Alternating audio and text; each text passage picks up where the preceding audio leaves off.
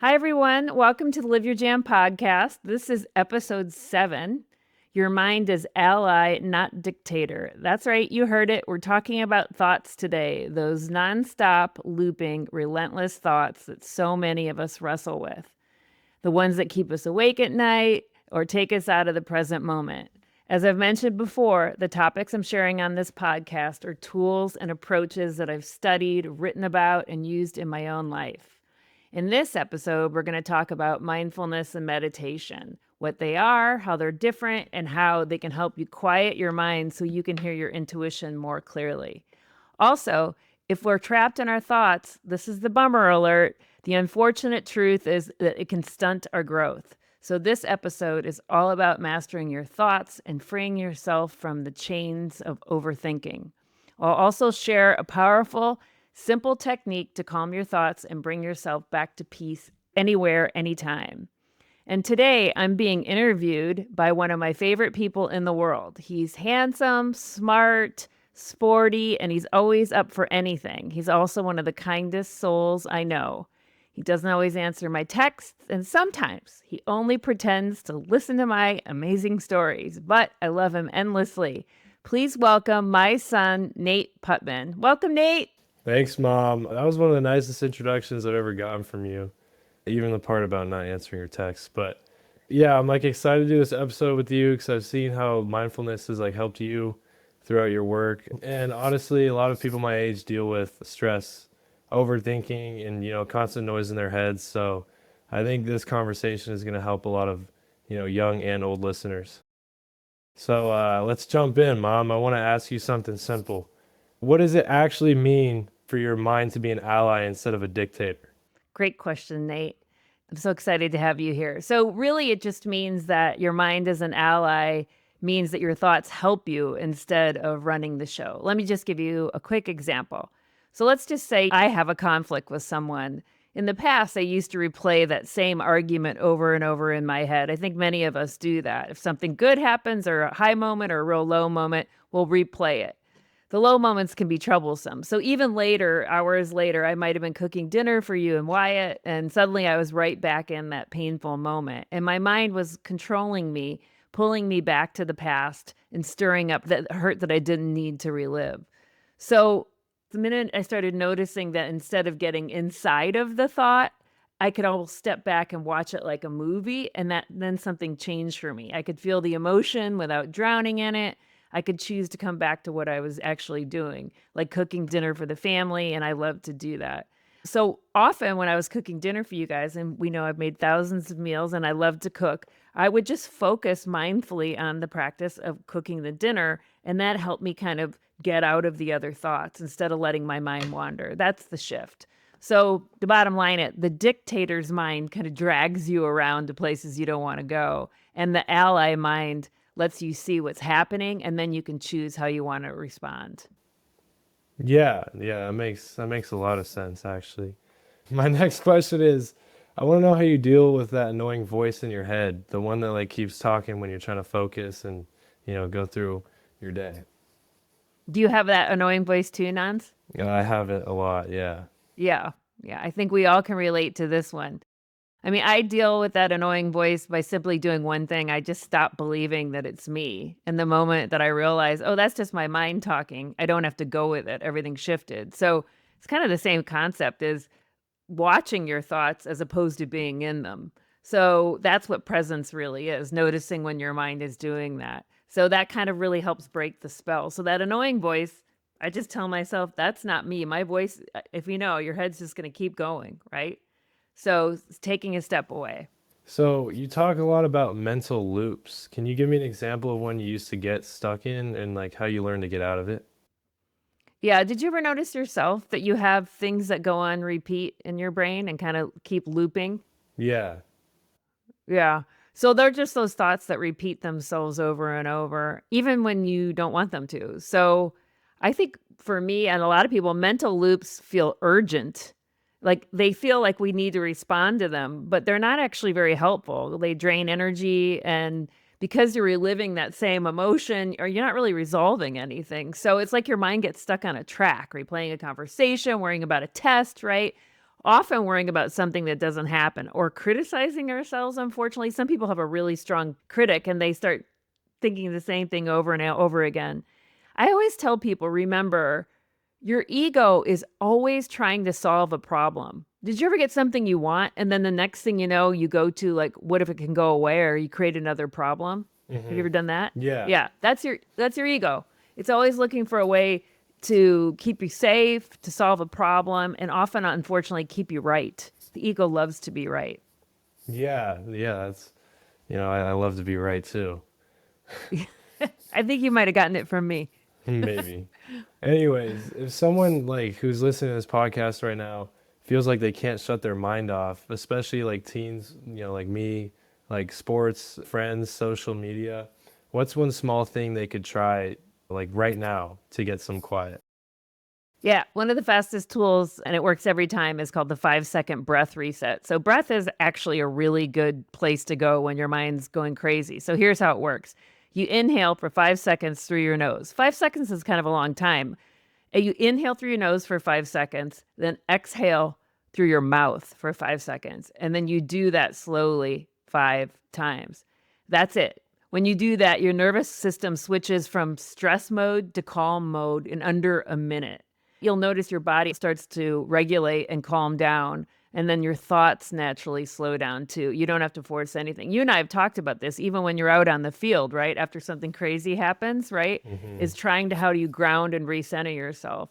So if your mind feels loud or you kind of feel out of control or off balance, this 5-second breath reset is quick, it's free. You can do it anywhere, in between classes, before a test, and like I said, even on the football field before a game. Yeah, for sure. I started doing that after, the first game, and it really helped. It helped with Oh, really good. yeah, it helped with, kind of controlling myself and letting the emotions out and focusing on the job at task. So, Mom, what's the difference between mindfulness and meditation? Well, they're connected, but they're not exactly the same. Mindfulness is something you can do in your everyday life. It's like being out in the world, but paying attention to what you're doing while you're doing it. It's really the essence of being present.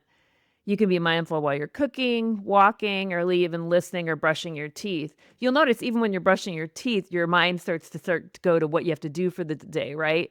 So one thing you can do is just refocus and on I'm brushing my teeth. It's not exciting, but it's a lot more calm than going to the thoughts up in your head. It sounds simple and it takes practice. You just refocus your attention on what you're doing with mindfulness.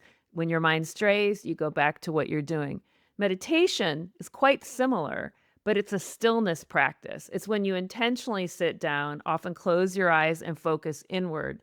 You can focus on your breath. The goal isn't in meditation not to have thoughts, because the thoughts will come and go. It's just to not follow them. And you can let them pass without attaching to them. So even when I'm meditating every day, the thoughts come in and I just let it go. So mindfulness is presence in motion and meditation is presence in stillness. So, yeah, that's it. They're different. They're both very, very useful, and they don't really take a lot of time. They just take quick practice. Well, sometimes when I try to slow down my thoughts, my mind races even more. Like, what would you tell someone who feels like mindfulness doesn't work for them? I think that's actually really common, Nate. It happens to almost everybody. When you first try to be mindful or meditate, the mind actually gets louder, not quieter. So, like I said before, the most important thing is to understand you are not your thoughts. If I was in high school and somebody had shared that with me, I think it would have blown my mind. I mean, we're just not our thoughts. Most people believe that whatever pops into their head is actually them, but it's not. Thoughts are just mental activity. They're like weather patterns in the sky just passing through. So, mindfulness isn't about stopping those, it's just about watching them. And the moment you become the observer instead of the thinker, you create a space. And that space is where the calm can come in for people. That's why people think it's so peaceful. Then you can say, "Oh, that's just a thought," instead of getting pulled into the thought and letting it dictate where you're going to go next. It stops controlling your mood, your stress, and even your choices. So if mindfulness feels like it's not working, I tell people this: it is working. You're just noticing how busy your mind actually is. The awareness is that first step to freedom. Yeah, wow. I've never I thought know of I'm it. blowing your mind, aren't Yeah, I? I've never thought of it like that. So, Mom, you talk about rumination and how it drains energy. What does it feel like when you finally stop replaying something and actually let it go? Well, rumination, overthinking, that constant looping and ruminating on a thought, actually, it's a very low vibe. I talk about high vibe and low vibe activities all the time. It's low vibe, unfortunately. And you're often reliving the same emotional moments over and over again, particularly the challenging one. And it can be like carrying around a heavy backpack and you don't even realize it's on your shoulders. So a lot of people are trapped in that kind of rumination. And when you finally stop replaying that thing and when you actually let it go, that feeling is almost physical, that release, that freedom. So I think when people practice mindfulness and meditation, they'll see rumination diminish and they'll have higher energy levels. Well, I think I have a pretty good idea about what mindfulness and meditation is. If you could tell someone my age something about mindfulness, something that could actually make life easier, what would it be? I would tell them that you don't have to believe every thought you think. Most of the stress, anxiety, pressure, or overthinking comes from treating every thought like it's true, urgent, or important, and they're not. When you learn to pause and say, oh, that's just a thought, you take back so much power. Your mind gets quieter, your decisions get clearer, and your life gets lighter. It's stressful being young and old. I mean, there's lots of decisions, a lot of pressures on our time. And I really think that just having the skill of slowing down, you'll find yourself making clearer decisions and actually being more sure of kind of your own center and your own power. So, mindfulness isn't always about being perfect or super calm. You just need to create space to choose how you want to feel instead of letting your thoughts choose you. And once you do that, everything gets easier. Okay, Mom. Final question. Why is it important work for people to do, especially in the live your jam approach? It's super important work. So, I'm gonna have another episode on subconscious thoughts patterns because I think those are the really tricky ones. They're the thoughts, the subconscious belief system that we don't even often know that we have. But why it's super important to do the work on our thoughts and being mindful and even adopting a quick practice of meditation daily is because it helps people get out of their heads and back into their actual lives. When your mind is constantly racing, worrying, replaying, and predicting, you're not really here. You're missing your life while it's actually happening. And so, in the live your jam approach, that's a really big deal because you can't live your purpose, your jam, if you're trapped in mental noise. So, mindfulness helps you hear yourself again, your real self, not your fears, not your old stories, not the pressure from the outside world. And when you quiet yourself just enough to hear that inner voice, your real self comes through. And you'll start to make choices that feel aligned, honest, true, and you can stop performing roles and start actually living. So, the reason this work is so important is because it gives you your life back and it connects you to your intuition, your clarity, and your own energy. And that's where all the meaningful decisions come from. And you have your whole life ahead of you and so many good decisions to make. And so, you can't live your jam if you're living in your mind. Mindfulness and meditation will reconnect you to your soul. So that's it. It's a kind of a long answer, but it's a big deal of working on this kind of stuff. Do you think that you work on your thoughts a lot and have noticed them more as you're starting to age and mature? Well, obviously, I focus on my mind and thoughts a little bit, but especially I got hurt and my collarbone broke. I feel like if I would have focused on, my mind meditation and trying to not obtain but have a little more mental clarity and listening to what my body's saying and not focusing on the bad but focusing on how I can get better and the good that's going to come out of it, I think it would have helped a lot.